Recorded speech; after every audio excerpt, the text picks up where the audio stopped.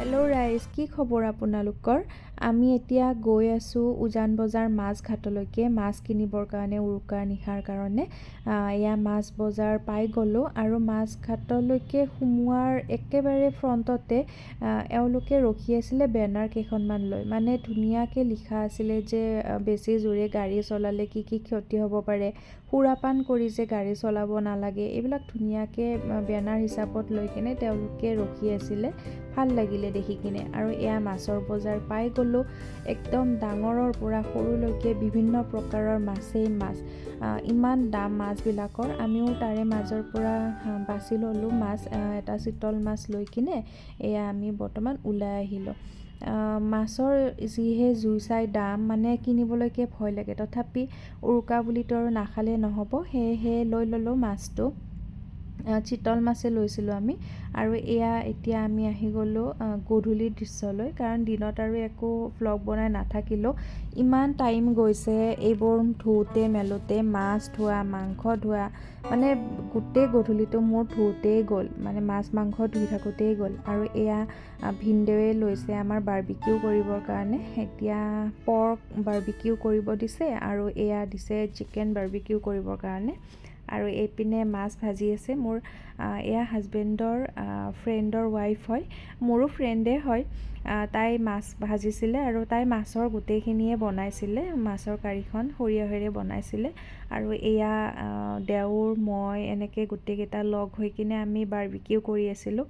ইমানে ষ্টাৰ্টাৰ হৈ গ'ল যে আমি যে আৰু ৰাতিলৈ কিবা খাব পাৰিম এইটো একেবাৰে আশাক্ষীণ দেখিছোঁ। এয়া আমাৰ ফাৰ্ষ্ট ষ্টাৰ্টাৰ ৰেডি হৈ গ'ল। কাঠ আলু ভাজিছিলোঁ আৰু এয়া মাছ ফ্ৰাই আৰু লগতে চাটনি বনাইছিলোঁ দুবিধ। আৰু এয়া হাজবেণ্ডে বনাইছে, হাজবেণ্ডে বনোৱা নাই, হাজবেণ্ডৰ ফ্ৰেণ্ড পাৰ্থ হয়, তেওঁৱে বনাই আছিলে হাঁহৰ মাংস। জাষ্ট হাজবেণ্ডক কৈছিলে যে অকণমান এনেকৈ লাৰি থাকিবৰ কাৰণে দিছিলে, যাতে লাগি নধৰে। হেল্থ ষ্টাৰ্ট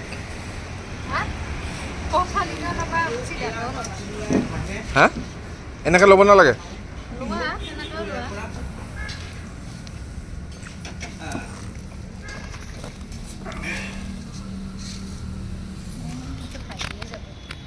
হ'ব, বেছি নালগে, হৈ যাব।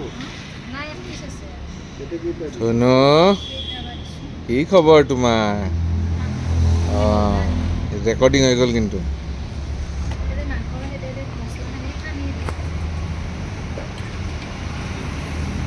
এতিয়া আমাৰ বনি আছে ফিছ।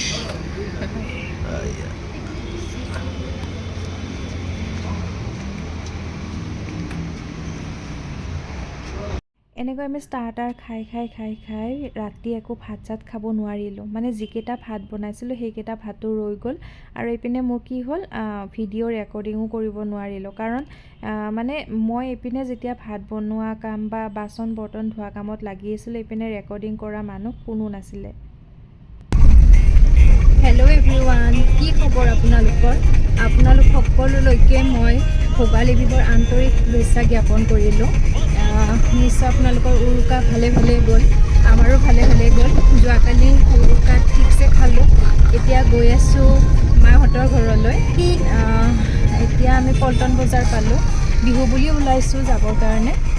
আৰু ৰাস্তাত ইমান বেছি ট্ৰেফিক জাম নাই, তো বেছি টাইম নালাগিব যাই পাওঁতে।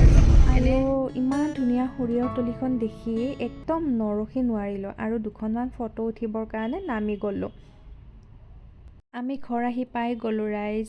আৰু এয়া একদম হাজবেণ্ডে জোতা মোজা খুলি আছে আৰু মই বহিছোঁ চাহৰ কাপ হাতত লৈ কিনে। এয়া মায়ে চাহ দিছে, পিঠা দিছে, লগত এতিয়া খোৱাহে কথা। চাহ পানী খাই চাওকচোন, এই মানুহজন পূৰা একদম লেপৰ তলত সোমাই লৈছে। আৰু গাঁৱত যে এইখন লেপৰ তলত সোমোৱাৰ এটা মজাই সুকীয়া ন। আপোনালোকে কোনে কোনে সৰুতে এনেকুৱা লেপ লৈ কিনে শুইছিলে জনাবচোন।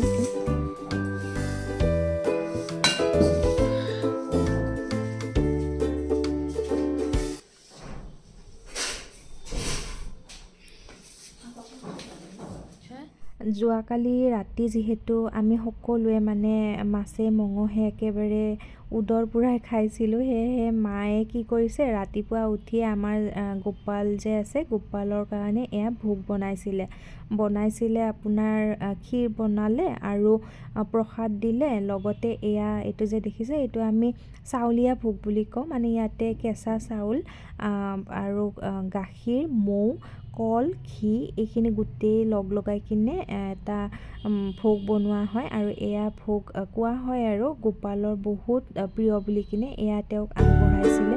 আৰু এতিয়া মই এইখিনি মিক্স কৰি আছোঁ। এইখিনি খাবলৈ ইমান টেষ্টি হয়।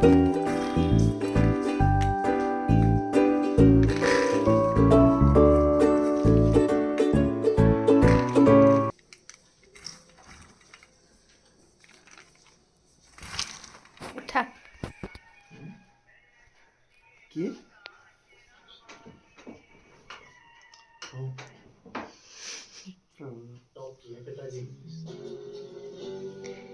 একালে খাম, ময়ো তাতে খাম।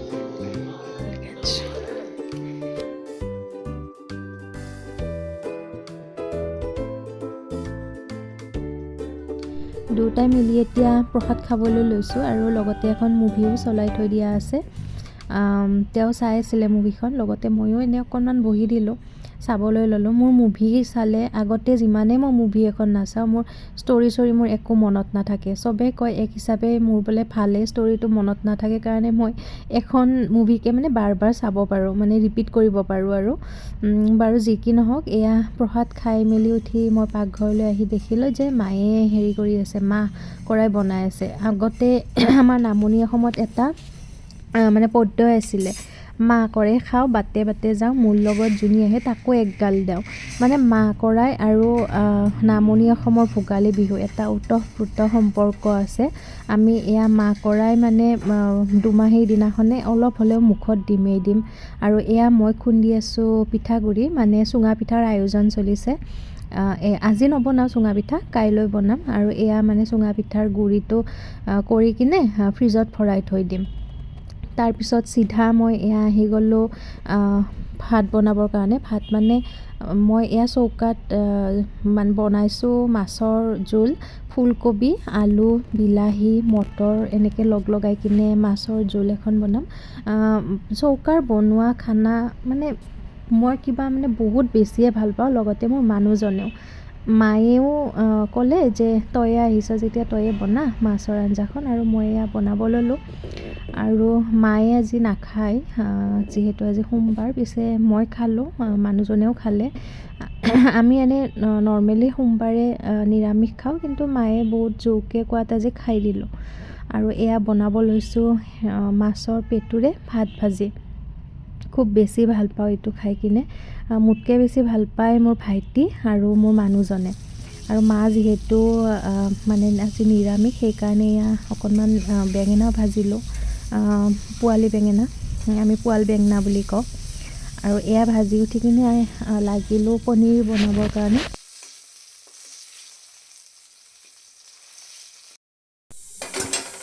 এয়া বেঙেনা ভজা তেলখিনিতে মই অকণমান কেপচিকাম ফ্ৰাই কৰি লওঁ, মানে পনীৰৰ কাৰণে বনাম।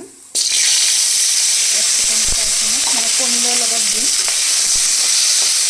একদম চিম্পুলকৈ বনাম পনীৰখন, মানে কোনো ফেঞ্চি টাইপ কৰি নবনাওঁ, চিম্পুল আৰু বনাম।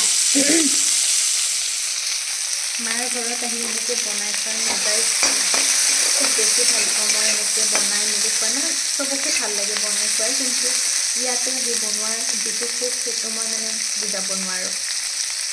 মায়ে গোটেইখিনি হেল্পে কৰি দিছে, মই জাষ্ট বনাই আছোঁ।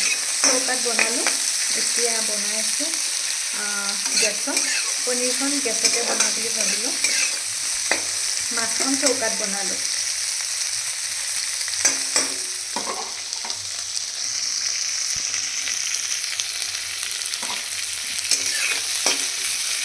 একদম অকণমান তেল, মানে যিখিনি তেলত মই অকণমান আগতে বেঙেনা ভাজিলোঁ, সেই তেলখিনিতে মই কেপচিকামখিনি ফ্ৰাই কৰি দিছোঁ। আৰু এইপিনে আলু বইল হ'ব দিছিলোঁ কেপচিকামখিনিৰ কাৰণে। আৰু এইপিনে এনেকৈ বিলাহী কাটি থৈ দিছোঁ, বিলাহীখিনি গুটি সৈতে কাটিছিলোঁ তো পানীত ভিজাই দিছোঁ লাষ্টত মানে গুটিখিনি গুচাই দিম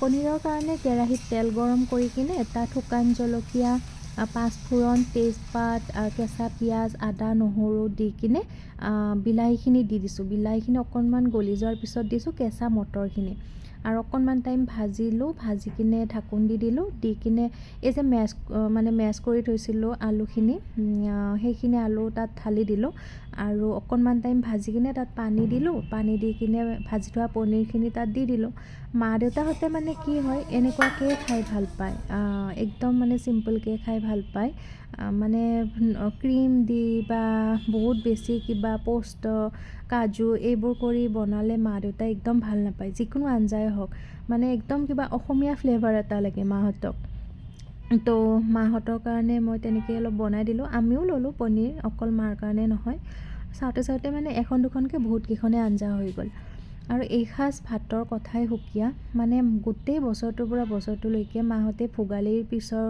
এইসাঁজ ভাতলৈকে আমাক ৰখি থাকে মোক শাহুমাও মানা নকৰে মানে উৰুকাৰ পিছদিনাখনেই আমি যাওঁ মাহঁতৰ ঘৰলৈ এইটো মই বিয়া হোৱা বছৰ ধৰি এইটো চলিয়ে আছে উৰুকাৰ পিছদিনাখনে আমি দৌৰ দিওঁ ঘৰলৈ বুলি আৰু এয়া আমি ভাত খাবলৈ লৈছোঁ ভিডিঅ'বোৰ চাই যদি মোৰ ভাল পাই আছে তেতিয়াহ'লে লাইক কৰিবলৈ নাপাহৰিব যদি নতুন কোনোবা আহিছে চেনেলটিত তেতিয়াহ'লে ছাবস্ক্ৰাইব কৰিবলৈ নাপাহৰিব অহাকালি যদি পাৰোঁ এটা লং ভিডিঅ' আৰু বনাবৰ কাৰণে ট্ৰাই কৰিম মানে অহাকালি মোৰ খুৰীহঁত অহা কথা আছে ভাত খাবলৈ মাতিছে মাহঁতে যদি পাৰোঁ তেতিয়াহ'লে এটা লং ভ্লগ বনাবৰ কাৰণে ট্ৰাই কৰিম আৰু দুজনমান আলহী অহা কথা আছে যদি পাৰোঁ বনাম আৰু নোৱাৰিলেতো উপায় নাই কাৰণ আলহী আহিলে কি হয় মাও ইপিনে দৌৰি থাকিব লাগে ময়ো দৌৰি থাকিব লাগে তো যদি পাৰোঁ ট্ৰাই কৰিম বাই